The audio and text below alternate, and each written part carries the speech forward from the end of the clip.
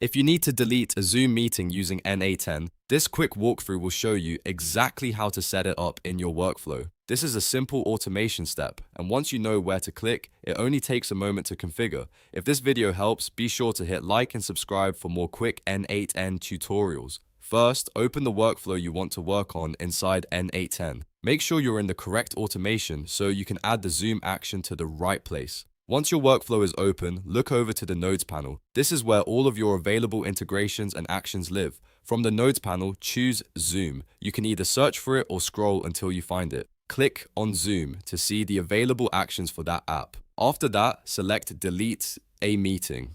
This is the node you'll use to remove an existing Zoom meeting from your account. Now it's time to configure what you want. Set up the meeting details or the meeting ID that identifies the meeting you want to delete. Make sure the correct Zoom account credentials are connected so N8n can access your Zoom account properly.